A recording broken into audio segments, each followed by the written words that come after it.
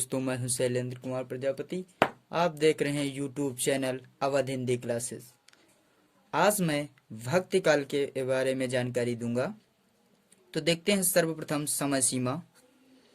भक्ति काल की समय सीमा 1343 से 1643 ईस्वी तक रही।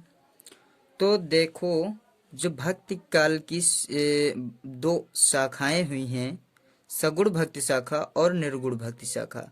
तो सगुण भक्ति शाखा की दो उप शाखाएं हुई हैं, एक है रामाश्रय शाखा, दूसरी है कृष्णाश्रय शाखा। तो रामाश्रय शाखा को हम राम काव्य धारा के नाम से जानते हैं और कृष्णाश्रय शाखा को हम कृष्ण काव्य धारा के नाम से जानते हैं। रामाश्रय शाखा के कवि एवं रचनाएं। तो देखते हैं रामाश्रय शाखा के कवि एवं रचनाएं। तो सर्वप्रथम तुलसीदास, इनकी रचना है वैराग्य संदीपिनी, नाभादास अष्टायाम, ईश्वरदास सत्यवती कथा, अग्रदास हितोपदेश, केशवदास रामचंद्रिका और प्राणानंद रामायण महानाटक। ये सब रामायण महानाटक ये सब रचनाएं हैं। तो तुलसीदास का देखते हैं सर्वप्रथम हम जीवन परिचय।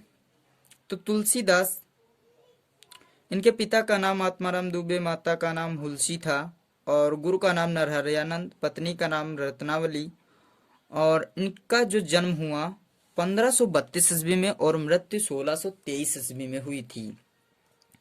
इनका जन्म स्थान राजापुर बांदा जिला में हुआ था और इनकी जो भाषाएं थी वो अवधी और ब्रज दोनों थी। और जो रचना भी थी इनकी, तो कुछ रचनाएं ब्रज में थी और कुछ अवधी में थी।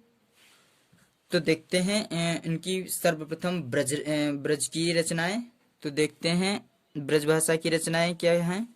वैराग्य संदीपिनी, कवितावली, दोहावली, गीतावली, कृष्ण गीतावली, विनय पत्रिका। रचना अवधी भाषा में। तो जो इनकी कुछ रचनाएं थी अवधी भाषा में, जैसे कि जानकी मंगल, रामचरितमानस, वैरवह रामायण, पार्वती मंगल, रामाज्ञा, प्रश्न। तो अब देखिए कि जो इसमें रामचरितमानस दी गई है, तो ये जो रचना है, तो तुलसीदास ने रामचरितमानस की जो रचना हुई थी तो 1574 ईस्वी में हुई थी और सम्मत अगर देखा जाए तो इसकी 1631 ईस्वी में हुई थी रचना। तो रचना का जो समय हुआ था, रामचरितमानस की रचना का जो समय लगा, तो 2 वर्ष 7 माह 26 दिन लगे। और कुल इसमें 7 कांड हैं। बाल कांड, अयोध्या कांड, अरण्य कांड, किष्किंधा कांड, लंका कांड, सुंदर कांड और उत्तर कांड। ये 7 कांड हैं। अब आते हैं कृष्णाश्रय शाखा यानी कृष्ण काव्य धारा। तो कृष्ण काव्य धारा के कवि एवं रचनाएं। तो सर्वप्रथम हम देखते हैं मीराबाई। तो मीराबाई की जो रचना थी वो राज सोरठा थी। रसखान ये कवि हैं जो इनकी एक रचना थी। रचना वैसे इनकी अनेकों हैं। इनकी जो रचना है सुजान रसखान। सूरदास जो थे, सूरदास इनकी एक रचना सूरसागर, सूरसरावली, साहित्य लहरी, ये इनकी रचनाएं हैं। तो देखते हैं सूरदास का जीवन परिचय। नाम सूरदास, पिता का नाम पंडित रामदास। जन्म 1478 ईस्वी को हुआ। स्थान इनका रौनकता ग्राम में हुआ था। निधन 1583 ईस्वी। और इनकी जो भाषा थी वह ब्रज भाषा थी। अब देखते हैं सूरदास जी की रचनाएं। सूरसागर, सूरसरावली, साहित्य लहरी। अब देखते हैं, आइए दोस्तों, आपको बहुत ही अच्छी तरीके से कभी भी नहीं भूलेंगे कि श्री कृष्णाश्रय शाखा के कवि कभी भी नहीं भूलेंगे। तो आइए देखिए इस ट्रिक को।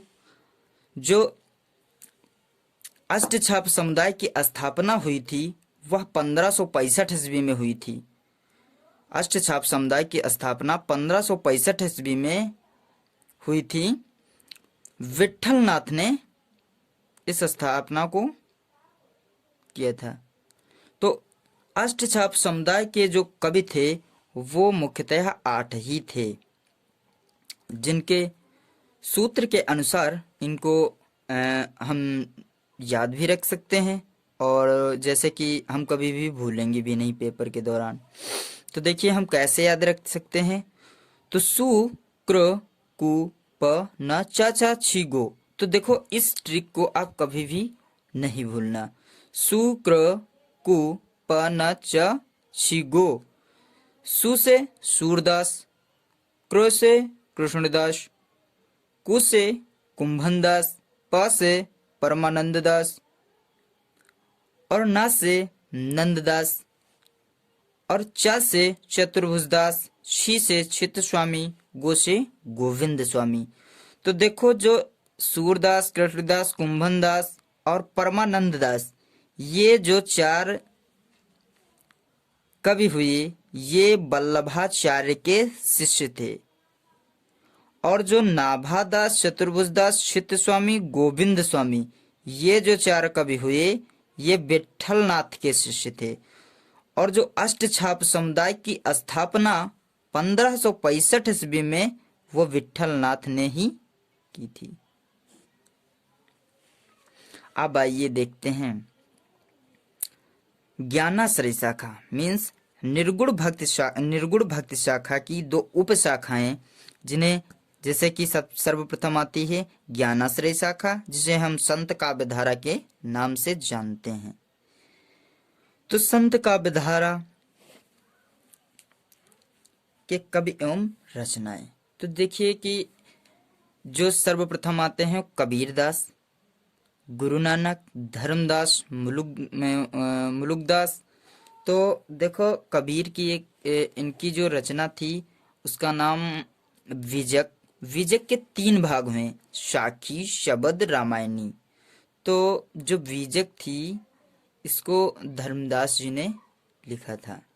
ठीक है, तो कबीर दास का देख लेते हैं कि जीवन परिचय। कबीर दास का जीवन परिचय, जन्म 1398 ईस्वी को हुआ था और मृत्यु जो हुई थी वो 1495 ईस्वी में हुई थी। यहाँ पे ईस्वी नहीं लिखा है, सॉरी। और इनका जो जन्म हुआ, जन्म स्थान लहर तारा नामक तालाब पर विधवा ब्राह्मणी के द्वारा हुआ था। और इनका जो लालन पालन हुआ वो दो जुलाहा दंपतियों ने किया। इनके जो लड़के और लड़की का नाम कमाल और कमाली था। लड़के का नाम कमाल और लड़की का नाम कमाली था।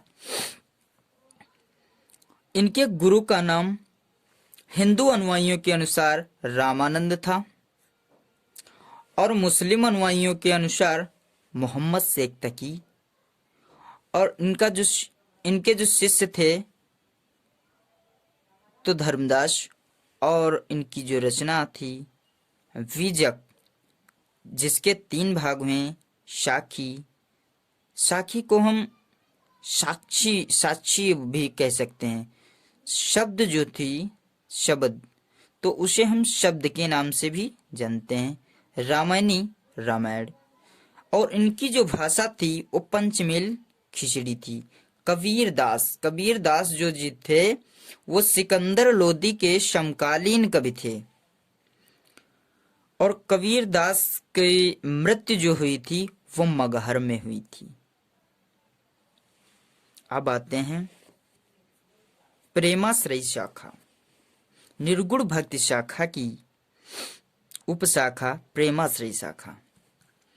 प्रेमाश्रय शाखा, इसको हम सूफी काव्यधारा के नाम से जानते हैं।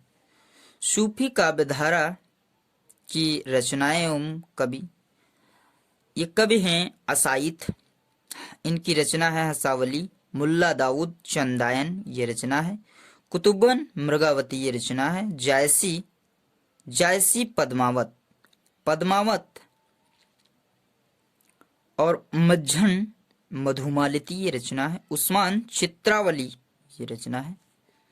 सूफी शब्द की व्युत्पत्ति, भारत में सूफी धर्म का प्रचार प्रसार 12वीं शताब्दी में मोइनुद्दीन चिश्ती ने किया था। तो भारत में सूफी धर्म का प्रचार प्रसार 12वीं शताब्दी से 12वीं शताब्दी में मोइनुद्दीन चिश्ती ने किया था। आखिरी कलाम नामक कृति आखिरी कलाम नामक कृति में कयामत का वर्णन मुगल बादशाह बाबर की प्रशंसा का वर्णन किया गया है। तो आज के लिए इतना ही। नेक्स्ट वीडियो में मैं आपको रीतिकाल उत्तर मध्यकाल की पूरी व्याख्या बताऊंगा। तब तक के लिए जय हिंद, जय भारत।